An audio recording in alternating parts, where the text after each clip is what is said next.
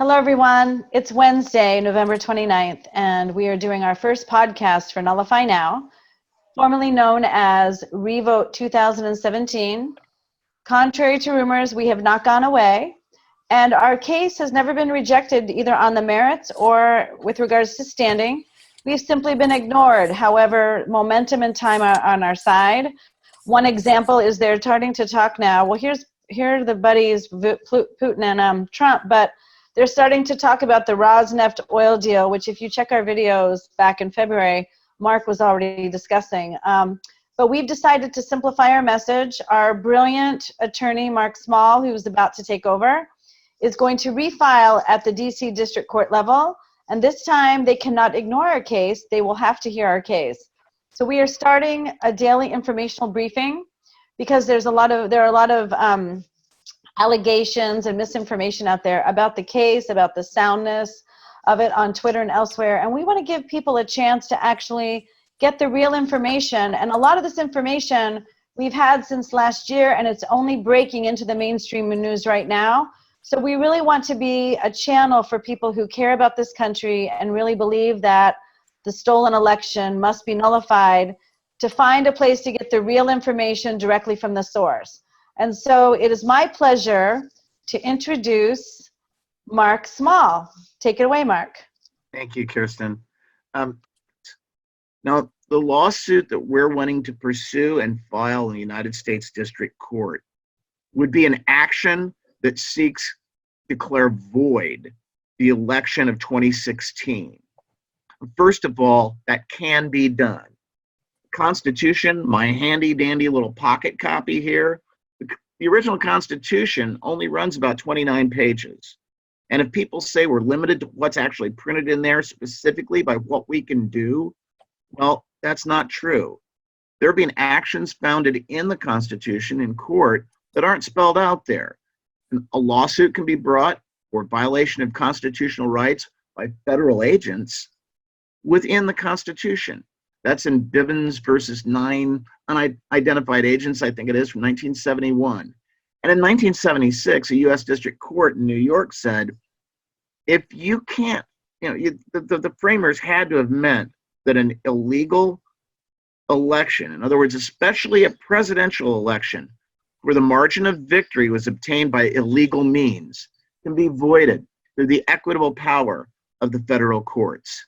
So those are things that we have to keep in mind and that we should do here. Because for 8 years, President Obama had to catch flack from the Republican Party. And one comment that I read the other day was, well, we have to support our president. Trump is our president, so just support him. One, that's not true. He was placed there by Russians. Two, I didn't hear those people saying that about President Obama. And instead, they questioned anything that he did, even though he was legally elected by majority vote.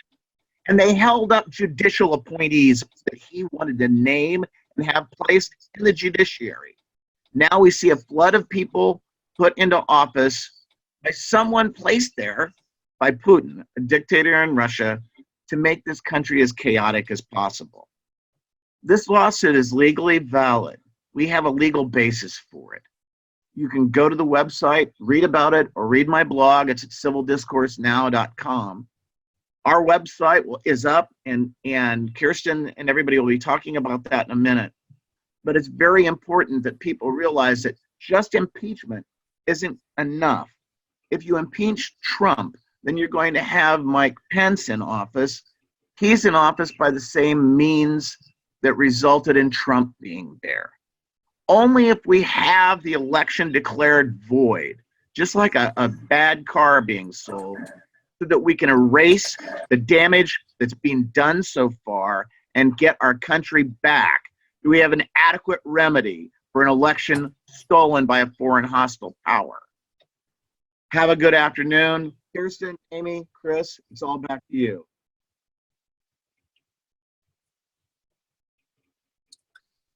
Mark, I do have a question before I let you go and we take over here.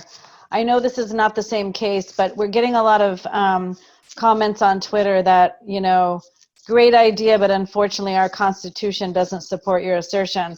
So I want to look at the original petition that you submitted to the Supreme Court that was ignored.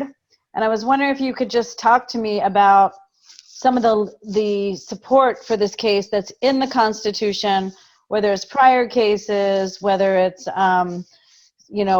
things that are in the Federalist Papers or whatever. And I'm right here, page 16. Could you just kind of talk a little bit about some of the arguments and some of the things that support your case? Because there are, I'm gonna out him. Very famous, a very prominent constitutional lawyer known as Lawrence Tribe, along with others like Lawrence Lessig, are people with whom I consulted in the past before we met you. And they have proclaimed that our Constitution evidently is not either, and I'm not, these are not their words, but is not valid or not able to carry through on the guarantees that it makes. And a lot of people are using these one or two experts, so-called experts, to just shut down the whole idea that we're able to nullify the election. So, we would love it if these same people would take you on in a debate or an argument and discuss these issues with you. I'd rather not out them in public, but because they instead are talking about us and about you and about the case in a derogatory way, as if you're not really coming from a constitutional premise, I wanted to give you the chance to kind of have half a debate here. So to the claim that unfortunately our Constitution doesn't roll that way, or our Constitution will not enable nullification, what is your response to that? Well, it's simply not true. The case that I cite in the petition is Donahue versus Board of Elections. It was from 1976. And Donahue says just what I said a minute ago on this podcast, is that the election of 1976 was challenged there by people from the Gerald Ford campaign and also a candidate from the Conservative Party in New York. And they claimed that there was illegality in the way in which the election was being run by the state. The chief judge of the Eastern District of New York notes in that case that, look, that's not saying that something can't be done. Obviously it can be, because this country it's too important to our system to have fair and clean elections to allow someone to be to take that office by illegal means. And I'm trying to find my copy right here. But it's like the court there said, sure, you'd have a heavy burden of proof, but it's within the equitable power of the federal courts to do that. Equity was part of the law, the common law in Britain. And if there were two types of courts, one was a court at law where you'd sue somebody and get monetary damages. The other was the court sitting in equity. The court sitting in equity orders people to do things. Well, because there's a more onerous sense of what a court can do to somebody by ordering them to do something rather than just pay money, the rules for equity are much more stringent. In order to seek equity, one must do equity. One must approach equity with clean hands. These are all maxims handed down from English common law. The notion being that if there's something wrong, if there's an injustice that's being done in a system, the court has a jurisdiction in equity to correct that injustice. In this sense, in this instance, if you have an illegal election in which a foreign power has intervened to bring about an illegal margin of victory, so that the margin of victory for Hillary Clinton was over 3.5 million votes. In the Electoral College, it was swung for Trump. And where you have an illegal margin of victory, the courts can't let that stand, and they have the equitable jurisdiction to correct that. Okay, so we'll follow with, you have 4.5 pages of like-minded, of similar evidence based on the Constitution, which we can discuss over the next, podcast. So we want to thank you so much for your time today. And I do have one final question or one final comment. The other day, Donna Brazile was on MSNBC on the Chris Matthews show. And Hillary Clinton had come out and just hinted that perhaps the election might be illegitimate. And so Chris Matthews asked Donna Brazile her opinion, And as soon as she started to agree, I mean, it's evident to all of us. Chris Matthews got very upset and said, wait, you know, you don't want to go saying our election is illegitimate, even if you don't like Trump, because that's like the birthers. And that makes us look like a third world country. Now, before I have you respond, I just want to tell you that as a citizen, to me, if you know your election was stolen, but you're not supposed to say anything, you probably are a third world country. But I just wanted to get your take on, you know, the birther movement, because you were foresighted enough to have just been blogging about that very issue the previous 4 days before Chris Matthews made that comment. So I just wanted to ask you in a few words to explain how the birthers declaring Obama illegitimate as a president is different than us declaring Donald Trump illegitimate as a president. Okay, and in all fairness, the reason I've been addressing birtherism is because people on the internet have been accusing us of attacking the presidency of Trump in similar fashion as occurred in the birther cases. So let's go through the differences. One is the truth. Trump is illegally in that office. There was collusion and conspiracy. It's overwhelming. On the other hand, birtherism isn't supported by any facts. Now, what's not surprising is that Donald Trump was one of the leading birthers saying, well, where is that birth certificate? And even yesterday, he was trying to resurrect the notion of birtherism. So that's a big difference, that we have the truth on our side. Another is that the challenges that were brought by, in the birther cases, all were brought by one attorney, and there were, a lot of them were brought by one attorney, but there were dozens of cases. I've been counsel on one case partway through that was presented before the U.S. Supreme Court, and I was counsel of record on a second case. That's been it so far. We were, by the way, involved in both cases, so this is not a bunch of different people. You've stuck with the citizens you found who needed your help, because we couldn't do this without an attorney admitted to practice. We did try. I'm just going to say we did as good as we could, but a poor job the first time. You rescued us, wrote an amazing case the second time, and now you're going to go for it at DC District Court. So thank you for making that clarification, and we will talk to you tomorrow. Sounds good. See y'all later. I'm going to invite Amy and Christopher to speak in a moment, but I just want to go back over the history a little bit so people know who the heck we are having this podcast. And we are the citizens of Revote 2017. And before we were Revote 2017, we were a group of citizens last year back in November, December, that just knew from the get-go, we just knew in our gut, we knew in our mind, it was just obvious that the election was stolen, was rigged. All the exit polls were wrong. All the pollsters' predictions were wrong. And while everyone else was running around trying to figure out why everyone else was wrong, we knew something was wrong with the election.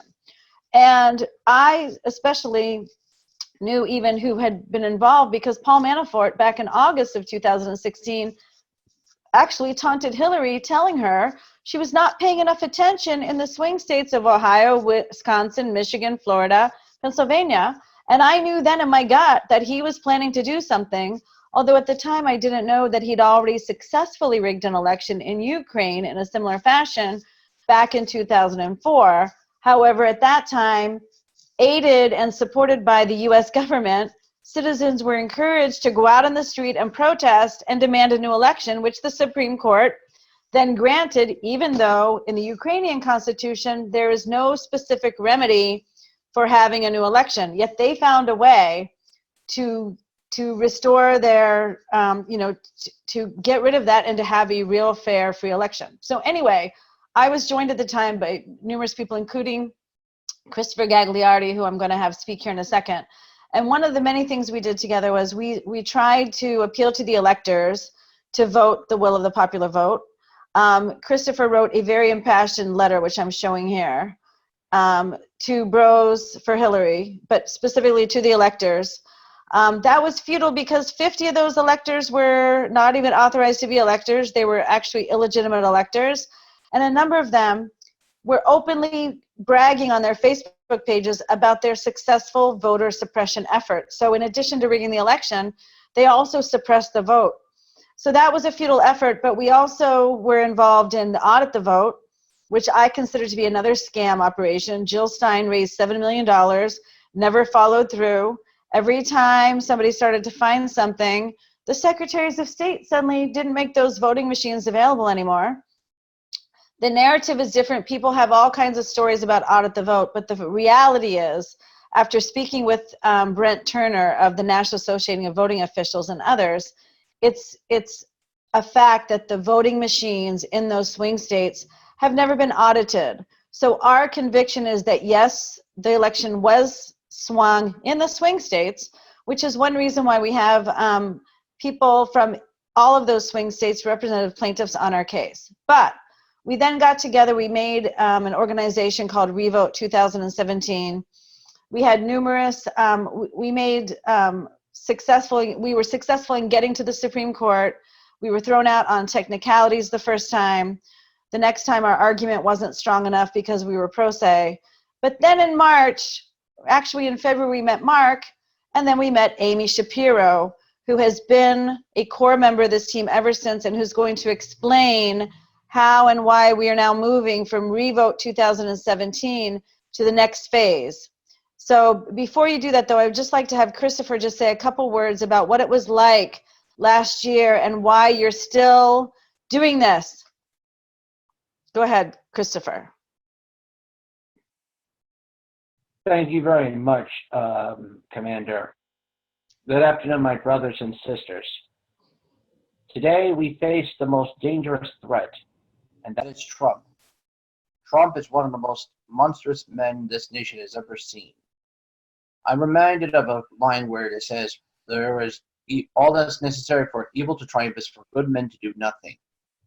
Last year, as I stood up and said that I am a human being and that my life has value, the mission began for me to fight back. I've been involved ever since the man who stole the election seized the White House. Been involved in marches and demonstrations to fight for the equality of all human beings everywhere. And now, more importantly than ever, I have been involved with Nullify Now because our rights as individuals with special needs and rights for those who want to seek the American dream and inclusiveness is under attack. Our nation cannot stand idly by while this man continues to berate innocent human beings, including women, which sadly is unfolding as we speak. Thank you. This nation needs to stand up. Thank you. Okay, Amy, so what's going on? I'm flipping here between Revote 2017, Nullify Now. Who are you and what are you doing and where are we going?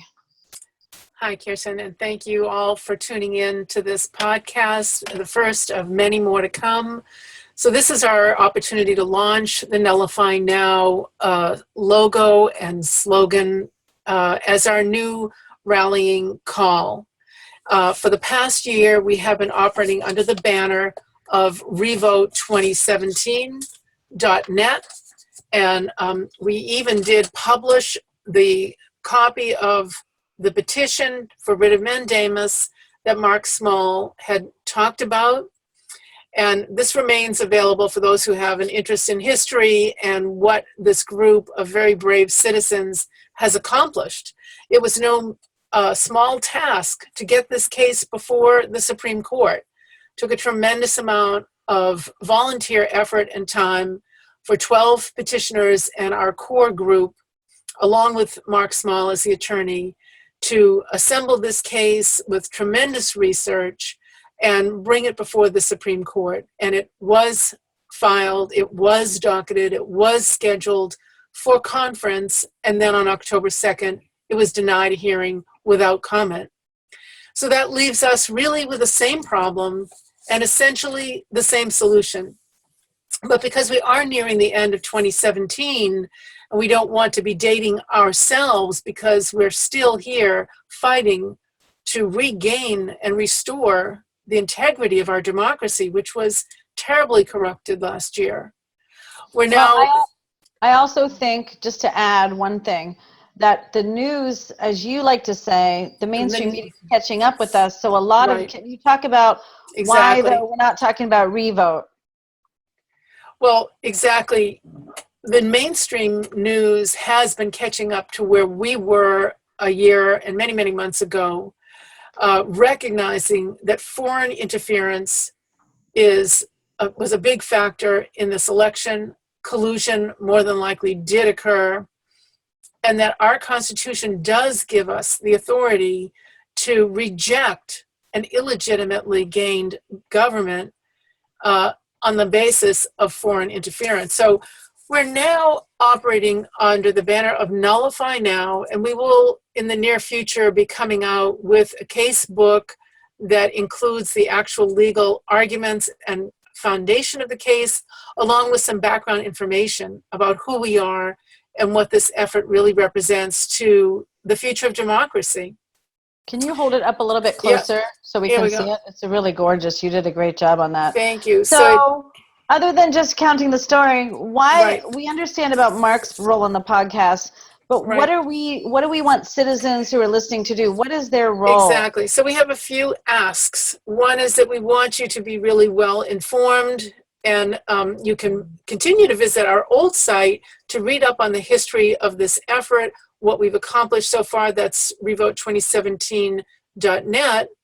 And we are in the process of uploading new information to our brand new site. Literally, it was just launched today, and that is nullifynow.info. Yes. There's an opportunity to join the community there, and we have a brand new Gmail account, which is nullifynowus@gmail.com. So if you want to reach out to us, send us a message there. There are many One ways. clarification. Nullifynow.info is not yet live. It will be, but I just Okay. wanted to let everyone know that is going to be pointed to a special private platform inside of another platform so that people who join our community can have private interactions and communications and be kept up to date, but in a way that they're not going to get hacked, they're not going to get harassed, because our emails have all been hacked, and we know that this is, a likelihood. So right now, today, if people would like to join our community, they can go to www.reboconnect.com, which is RHEE, B like boy, O, connect, CONNECT.com/nullify now. This is a lot to remember. So the easy thing to do is to send an email, as Amy mentioned, to nullifynowus@gmail. And Amy, Right. I know over the next podcast you're going to be asking a lot from people, but what specifically do we need right now, and why are we asking? Why Okay. can't we just pull this off ourselves? Right. So we have been working on a volunteer basis all year in the middle of juggling many of our own professional and personal obligations. And we have had multiple fundraising efforts for the legal expenses attached to the case that went to the Supreme Court.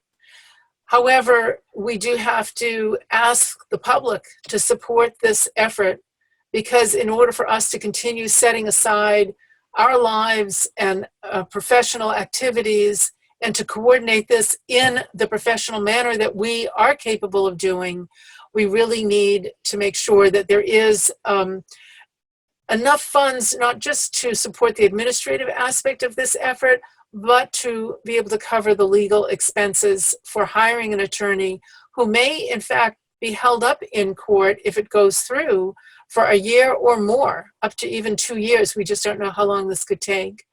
So we are in the process now of creating a sponsor outreach information packet.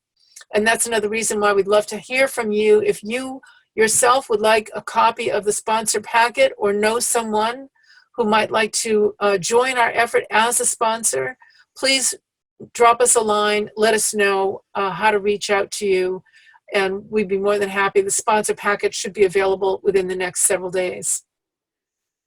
Thank you. And we're going to end every one of our podcasts with the very inspiring plaintiff who is first among equals in a very special group of people who are very brave, and willing to put their reputation and their literally themselves on the line for our democracy.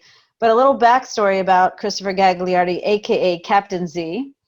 He was born with infantile autism, and as a baby, as an infant, doctors told his mother or warned her, advised her to institutionalize him because he was going to be zero contribution to society. So he's the zero to hero, aka Captain Z. And, you know, I would like for you, actually, every time we have this podcast and we have asked, we want to really get people roused and motivated as patriots. And I can't think of any stronger, more articulate, more effective patriot than you. So would you please close this first podcast today with a few inspiring words? Now, folk, rise up and storm break loose, especially now with these dangerous days we face. We have to face them together, and we need to rise up immediately to call to action. These are dangerous days, folks, we are living in. Now we must be the storm to break loose and save this country from the abyss. Very well spoken. Thank both of you. Thanks to all of our listeners and watchers, and we will see you all tomorrow. Ciao, everybody.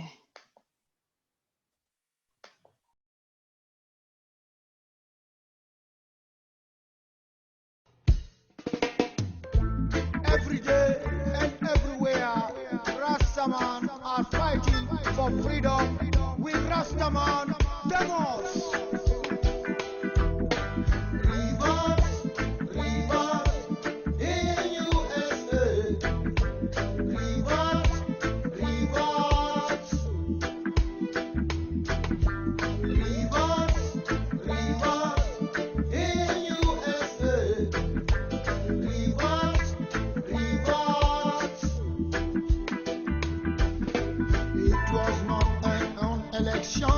By the people, it was a selection by a foreign power.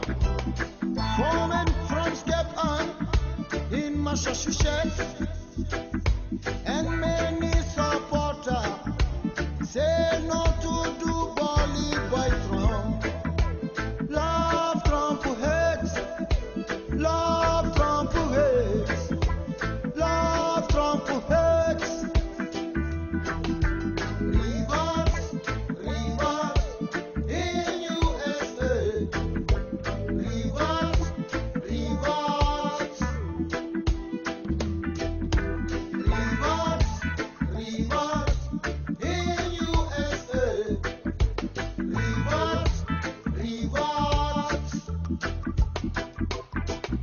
Make the planet great again. We do new elections.